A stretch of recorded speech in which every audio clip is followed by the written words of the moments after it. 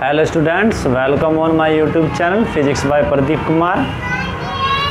Today we will continue your last topic, which is nothing but the electrochemical cell. Okay.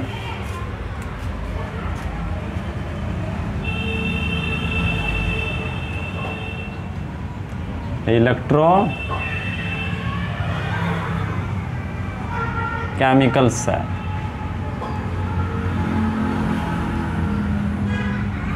You know very well, electrochemical cell converts chemical energy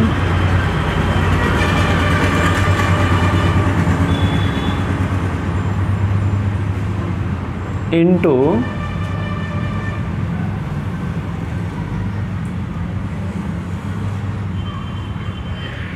electric energy. Okay.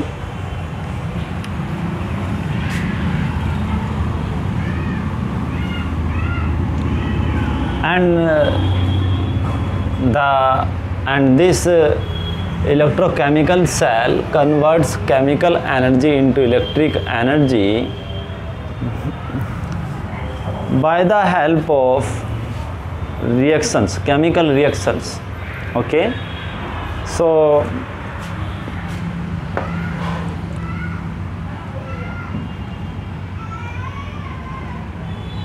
this energy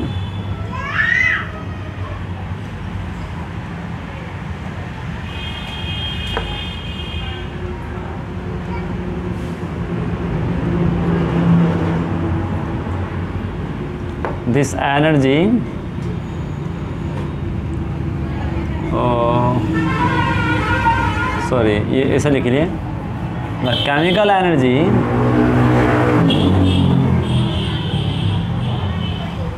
the chemical energy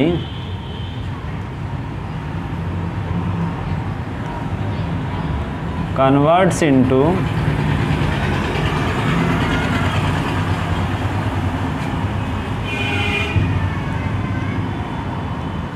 electric energy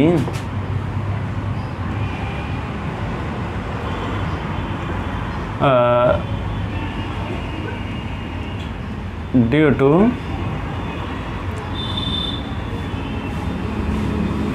ये ऐसा कर ले through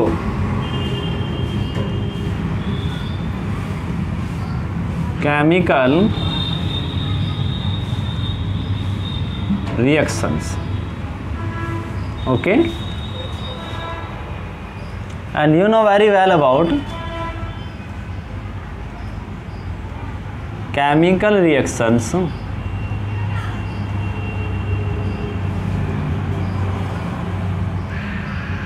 are of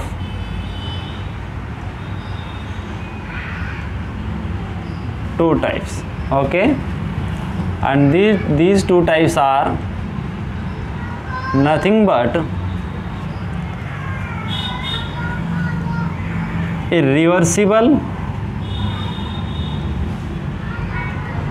reaction and reversible reaction.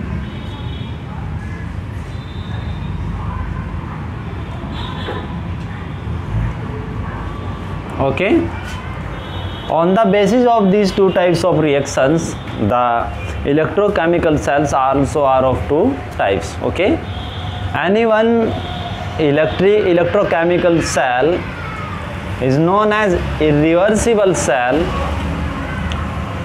or primary cell if the reaction, chemical reaction,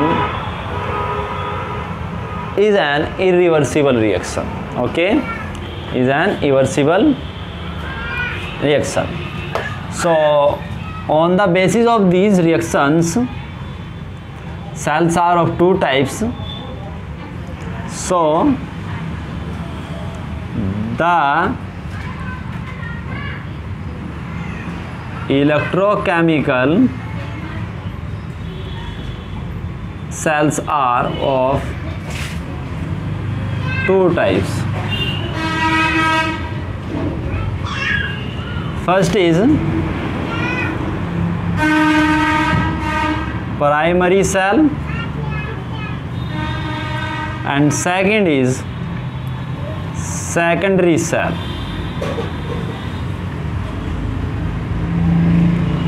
okay, primary sales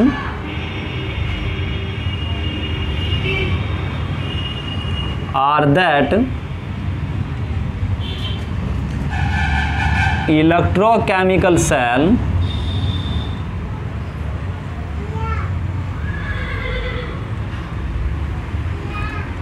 in which the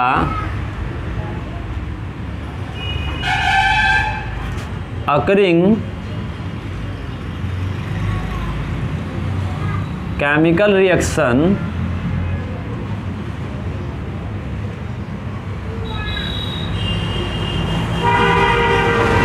is irreversible reaction. Okay, and for example,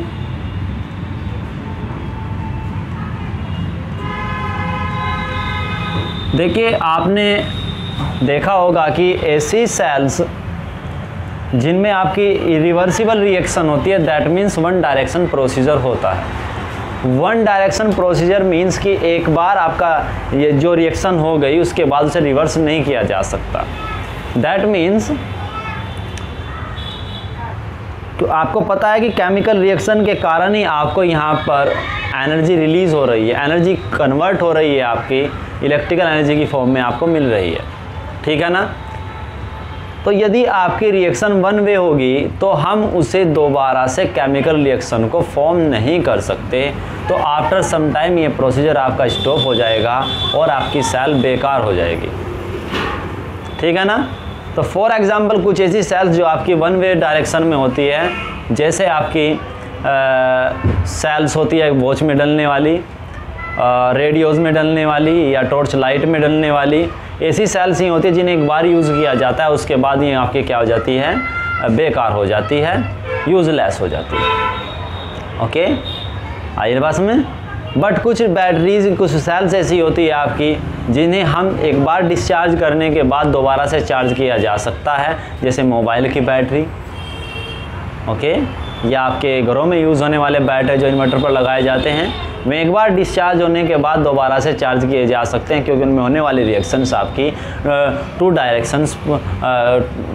direction reaction होती है. ठीक है ना. और वो रिएक्शन कौन सी होती है, रिवर्सिबल रिएक्शन. ठीक है ना. तो इस टाइप में जो आपकी सेल्स होंगी आप डेली लाइफ में जानते हैं, रेडियो में डलने वाली या बैटरी या आपकी जो हैंड वॉच होती है उसमें डलने वाली जो सेल्स होती है वे आपकी क्या होती है, प्राइमरी सेल्स होती है. उन्हें किस नाम से जानते हैं, तो उसमें जो आपके नेम्स आते हैं सेल्स को जिन्हें हम डिफाइन करते हैं, तो उनमें एक आपका नाम आता है लैक्लांसे सेल और सेकंड आपका नाम आता है डैनियल सेल का. ठीक है ना. तो उनकी टाइप्स को भी हम यहाँ पर लिखेंगे. तो Daniel cell for example,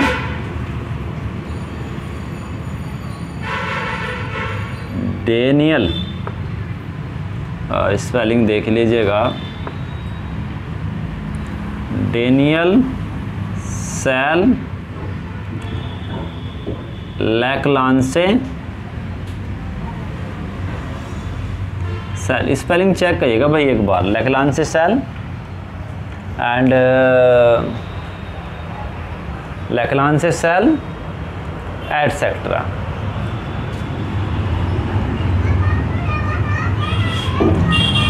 Important, these cells cannot be used again after discharging. After discharging. तो जब ऐसा ही ये सेल एक बार आपकी डिस्चार्ज हो जाएगी, ये दोबारा यूज़ नहीं की जा सकती. Okay, and now second type is nothing but this. Secondary cells are nothing but the that electrochemical cells in which the occurring chemical reaction is reversible reaction. कैसी रिएक्शन होगी? रिवर्सिबल रिएक्शन होगी। That means वो दोनों directions में हो सकती है आपकी, फॉरवर्ड भी एंड बैकवर्ड भी। तो फॉरवर्ड आप कर लीजिए कि चार्ज हो जाएगा और उसके बाद जो डिस्चार्ज हो जाएगा उसे हम दोबारा से फिर चार्ज कर सकते हैं। तो ये आपकी 2 वे रिएक्शंस में होगी, फॉरवर्ड एंड बैकवर्ड। इसमें आजकल जो हम सेल बैटरीज यूज़ कर रहे हैं डेली लाइफ में, जैसे आपके बैटरी हो गए या मोबाइल बैटरीज हो गई, आपकी जो सेल्स है, सेकेंडरी सेल्स है, जिन्हें दोबारा से चार्ज किया जा सकता है। तो इसमें जो आपके एग्जाम्पल आते हैं, और एग्जाम्पल इसमें आपका लेड एक्यूमुलेटर,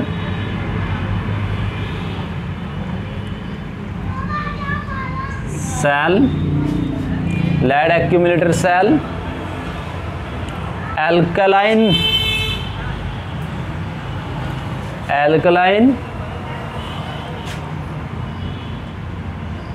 एक्यूमुलेटर सेल, ठीक है ना। But since there are the occurring reaction is reversible reaction, so these cells can be used again after discharging. So we can write here, these cells can be used after discharging. तो ये beneficial है आपके लिए, useful है, ठीक है ना, क्योंकि ये नेचर के वेस्टेज मटेरियल को भी सेव करती है, क्योंकि एक बार आपने ये सेल ली और इसकी लाइफ टाइम काफ़ी ज़्यादा होती है, तो इसलिए ये आपके यूज़फुल होंगी सेकेंडरी सेल्स। तो इनकी मैकेनिज़्म क्या है, ये मैकेनिज़्म हम जानने की कोशिश करेंगे, लेकिन अभी नहीं, थोड़ा बाद में इसकी मैकेनिज़्म को जानने की कोशिश करेंगे। तो यदि आप स्टडी करना चाहते हैं, इनके बारे में कुछ इन्फॉर्मेशन गेन करना चाहते हैं, तो बुक्स में पढ़िएगा। आपकी बुक्स में इलेक्ट्रोकेमिकल सेल के बारे में मैंने आपको बताया, और वो केमिस्ट्री में भी आप पढ़ोगे इलेक्ट्रोकेमिकल सेल्स की जो प्राइमरी सेल्स हैं उनके बारे में। बट जो आपकी सेकेंडरी सेल्स है, lead accumulator cell, alkaline cells, इनके बारे में आपको यदि पढ़ना चाहते हैं तो आप बुक से पढ़ सकते हैं, उसमें गिवन है। यदि मुझे टाइम मिला तो मैं बाद में इन्हें डिस्कस करने की ज़रूर कोशिश करूँगा, ठीक है ना। तो चलिए, इसके बाद हम बात करते हैं कुछ सेल से रिलेटेड कुछ प्रॉपर्टीज़ की, जिन्हें हम डिस्कस करने की यहाँ पर कोशिश करेंगे। तो आपने जैसा कि कल देखा था कि हमारे पास एक इलेक्ट्रोलाइट सेल थी, और जिस इलेक्ट्रोलाइट सेल को उस इलेक्ट्रोकेमिकल सेल थी हमारे पास, और जिस इलेक्ट्रोकेमिकल सेल के बारे में हम कल डिस्कशन कर रहे थे, वो इलेक्ट्रोकेमिकल सेल आपकी एक टाइप की लैक्लांस सेल थी, ठीक है ना। और उस लैक्लांसे सेल को हम क्या कह रहे हैं, प्राइमरी सेल। तो एक टाइप की वो आपकी क्या थी, प्राइमरी सेल थी, क्योंकि आपने देखा था कि H2SO4 H+SO4 आयंस में आपका रिजोल्व हुआ, और उसके बाद उसने रिएक्शन की Zn++ किया, जिससे आपका ZnSO4 का फॉर्मेशन हुआ। बट क्या ZnSO4 से अगेन H2SO4 फॉर्म हो सकता है? कभी नहीं होगा। इसलिए वहाँ पर जो होने वाली रिएक्शन है वो आपकी 1 वे रिएक्शन है, ओनली फॉरवर्ड डायरेक्शन में हो सकती है, ये रिवर्सिबल रिएक्शन है, इसलिए वो सेल आपकी क्या है, प्राइमरी सेल है। तो वहाँ पर आपने देखा था कि जब हमने क्या किया था कि अपनी सेल को डिफाइन किया था, और हमने उसका आउटर सर्किट जो एक्सटर्नल सर्किट था उसे एक बल्ब की हेल्प से पूर्ण कंप्लीट किया था। तो आपने देखा था कि जो वहाँ पर आपका करंट का फ्लो करता है, जो चार्जेस का फ्लो करता है, वो आपने वहाँ पर देखा था कि जब आपका चार्ज फ्लो करता है या आपका करंट फ्लो करता है, तो आपने देखा कि एक्सटर्नल सर्किट में आपका positive charge higher potential to lower potentially move करता है, तो वो अपने आप सेल्फ मूव करेगा, क्योंकि आपके जो चार्ज की प्रॉपर्टी है वो हायर टू लोअर पोटेंशियल ही मूव करने की है, इसलिए एक्सटर्नल सर्किट में तो ऑटोमेटिकली आपका चार्ज अपने आप मूव करेगा। बट जब बात करते हैं इनसाइड द सेल, जब इनसाइड द सेल आप बात करेंगे तो आपने देखा उसमें कि जो आपका पॉजिटिव चार्ज है, पॉजिटिव चार्ज जो है आपका, वो आपका lower potential to higher potential move करता है, जो कि नेचर के अगेंस्ट है। नेचर के क्या है, अगेंस्ट है। तो इसके लिए कुछ वर्क करना पड़ता है उस चार्ज को lower potential to higher potential move कराने में, और वो वर्क जो किया जाता है उसके लिए कुछ एनर्जी की रिक्वायरमेंट होगी। वो एनर्जी हमें मिलती है केमिकल एनर्जी से। किससे मिलेगी? केमिकल एनर्जी से मिलती है, जो केमिकल एनर्जी आपको रिलीज़ होती है किससे, H2SO4 से ZnSO4 के फॉर्मेशन में, ठीक है ना। अब जो वहाँ से एनर्जी रिलीज़ हुई केमिकल एनर्जी, उसका कुछ पार्ट आपका इलेक्ट्रॉन्स को या चार्जेस को, पॉजिटिव चार्ज को lower potential to higher potential move कराने में, और बाकी जो आपकी अमाउंट है एनर्जी की, केमिकल एनर्जी की, वो आपको इलेक्ट्रिकल एनर्जी की फॉर्म में मिल जाती है, ठीक है ना। तो अब आपने देखा कि आपके जो चार्ज है उसके लिए सेल को एक्सटर्नली तो चार्ज को मूव कराना ही है, बट इंटरनली भी उसे मूव कराने के लिए कुछ वर्क करना पड़ता है। तो यहाँ पर जो हमने आपको कल भी बताया था कि मूव कराने के लिए हमें शुरुआत में ऐसा लगा कि सेल के अंदर एक अदर टाइप का, स्पेशल टाइप का फोर्स वर्क करता है, जो कि नहीं होता।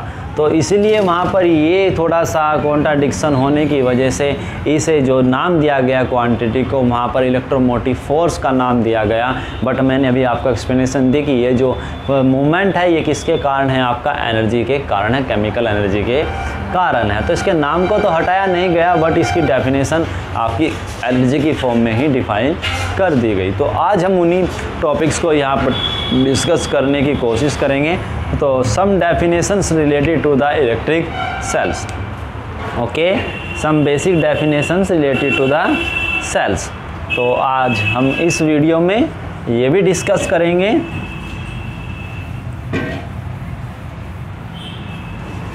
चलिए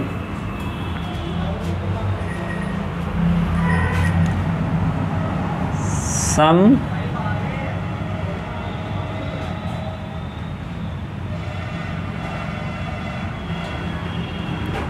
definitions related to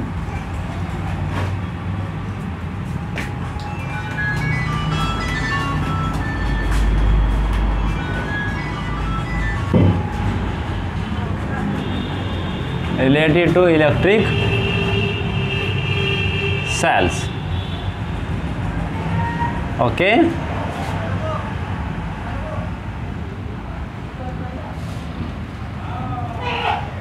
Related to electric cells.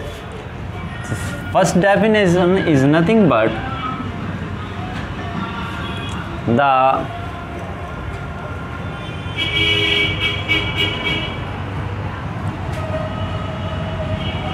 electromotive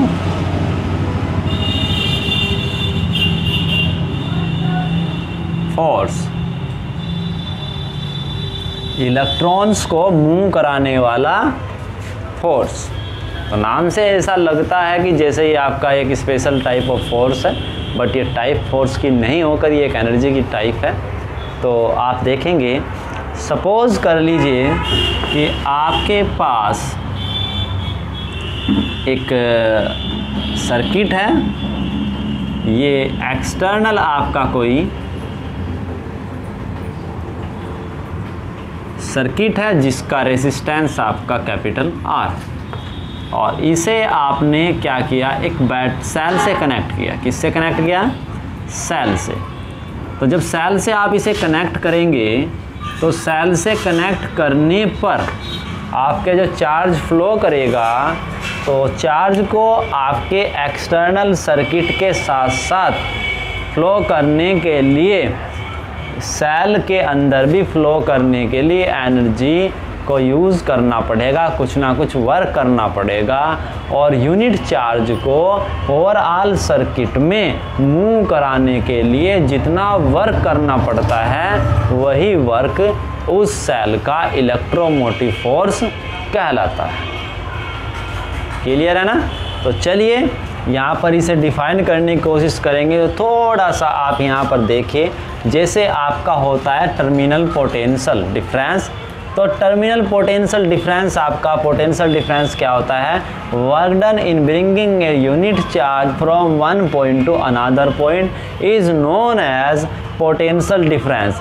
तो यहाँ पर भी तो आप क्या करते हैं कि एक चार्ज को higher potential to lower potential या lower potential to higher potential move कराते हैं। सेम प्रोसीजर आपको सेल के अंदर भी करना है। तो पोटेंशियल की तरह ही हम इसे डिफाइन करने की कोशिश करेंगे इलेक्ट्रोमोटिव फोर्स को। तो इसलिए सबसे पहले इलेक्ट्रोमोटिव फोर्स को डिफाइन ना करके हम डिफाइन कर लेते हैं सबसे पहले terminal potential difference. Terminal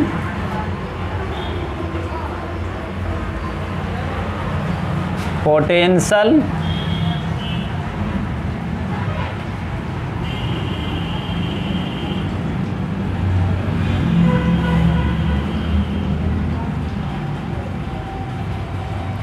difference. देखिए यहाँ पर जो मैं डेफिनेशन दूंगा वो पिछले टॉपिक्स के बेस पर डिफाइन किया जाएगा, फिर हम एक आर्टिकल ड्राइव करेंगे, फिर उसके बेस पर भी इन्हें डिफाइन करने की कोशिश हम यहाँ पर करेंगे। तो so potential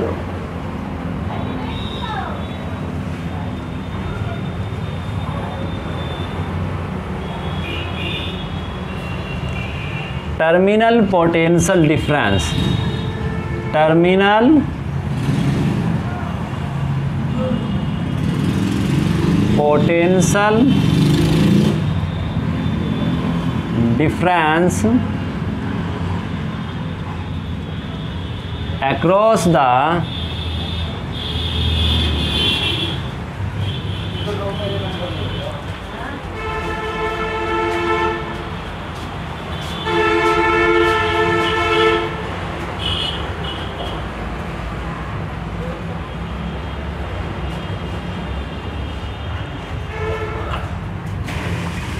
terminal potential difference across the external resistance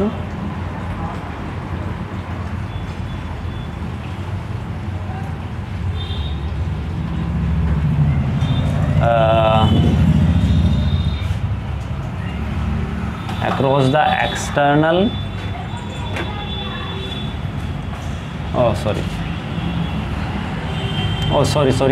terminal potential difference is the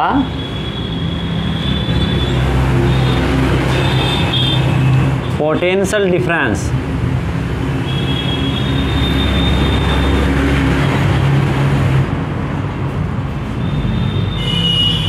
across the external resistance R, okay, or and this is nothing but, suppose this point is A and this point is B, this is nothing but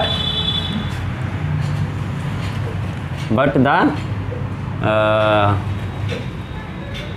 that is terminal potential difference across the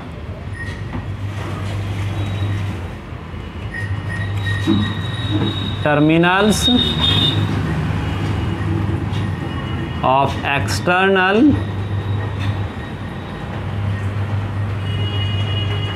circuit means resistance is defined as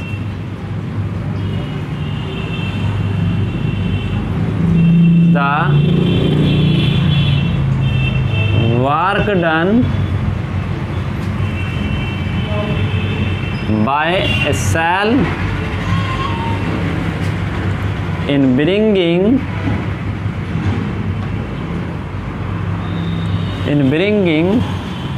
a unit positive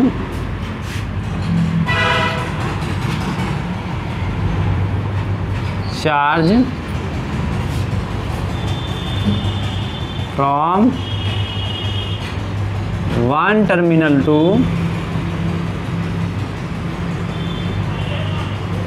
another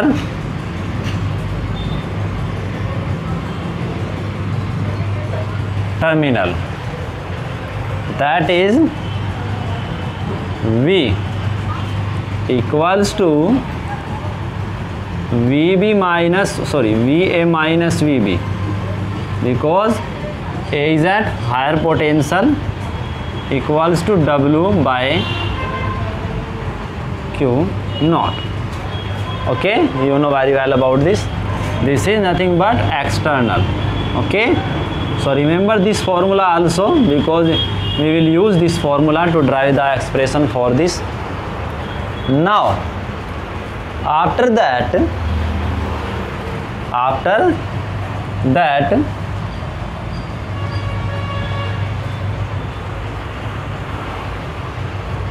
we will define second thing, which is nothing but internal resistance.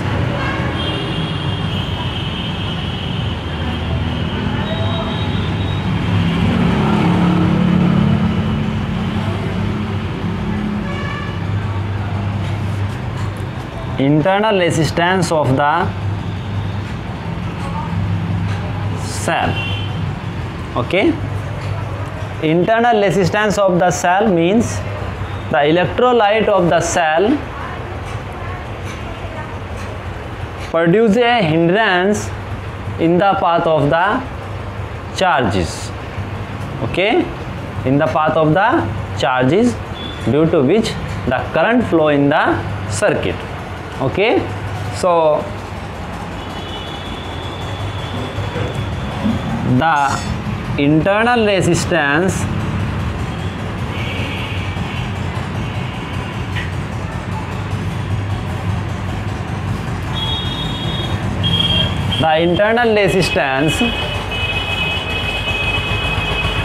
of a cell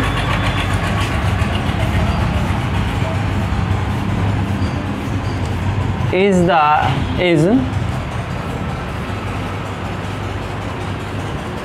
the hindrance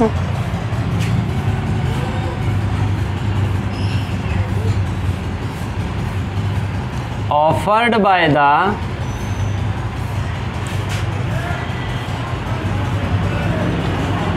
electrolyte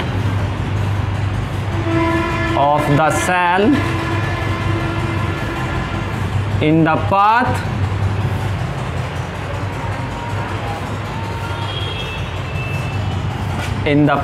of the ions, due to which electric current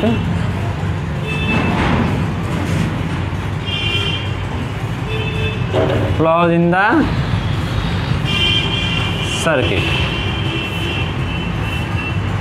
It is denoted by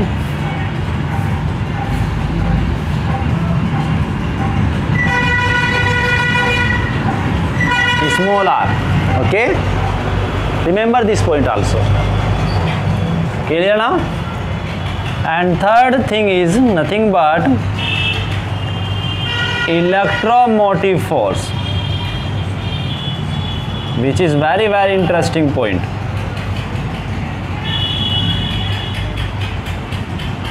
Force of a cell. Okay,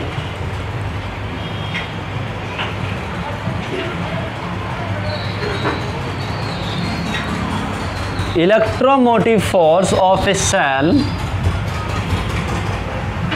we will write here at the top of this board.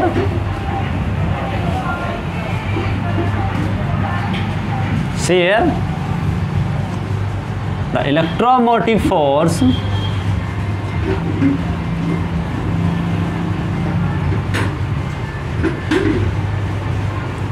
of an electric cell is defined as the net work done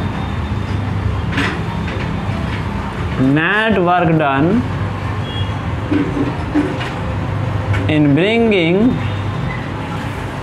a unit positive charge in the circuit in the external circuit as well as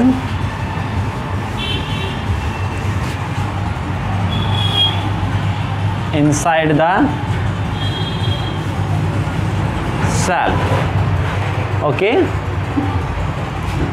it is denoted by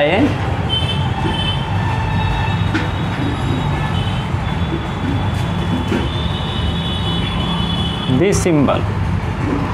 In some textbooks it is also denoted by V. Okay, and in some textbooks also denoted by capital E, and in some textbooks also denoted by small e, and in some textbooks also denoted by epsilon. Okay, but here I will denote this particular quantity by epsilon. Okay, remember this point. So epsilon is equal to W net divided by Q naught. W net means cell सहित पूरे circuit में, cell सहित पूरे circuit में unit charge को flow कराने में जितना वर्क डन करना पड़ता है उस वर्क डन को हम बोलते हैं electromotive force of that cell. Clear है? Remember this.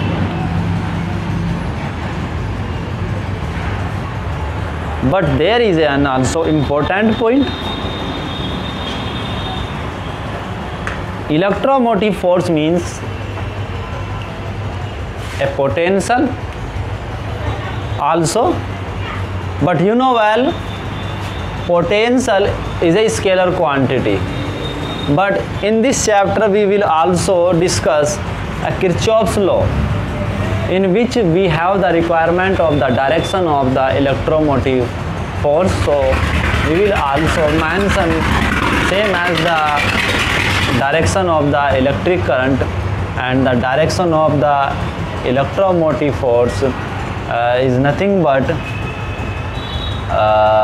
when this charge goes from here to here, the electromotive force helps the positive charge to go from lower potential to higher potential, so that the direction of the electromotive force we take from lower potential to higher potential.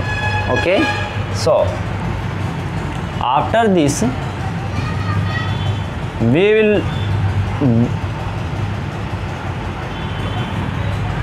will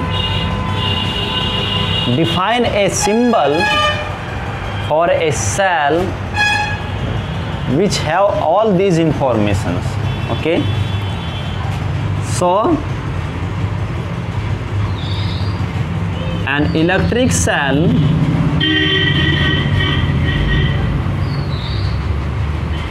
is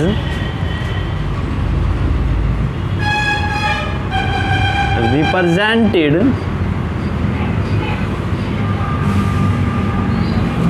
by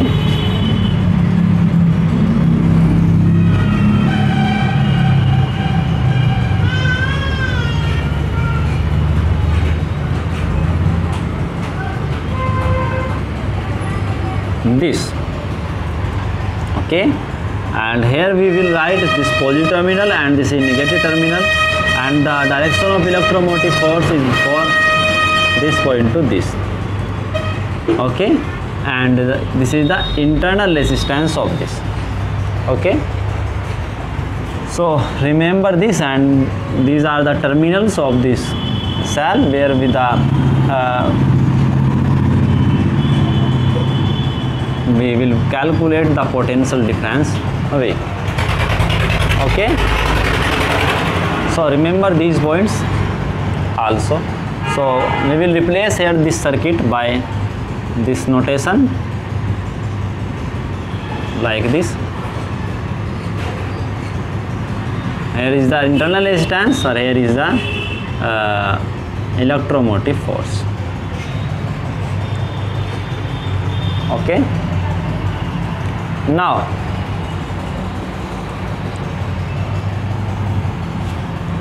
in the next video we will find out the relation between internal resistance, terminal potential difference, and also electromotive force. Okay, which is very interesting relation, because it is very important as the point of view of the exams. So see the video carefully, and I will discuss next topic in tomorrow. Okay, thank you for watching this video.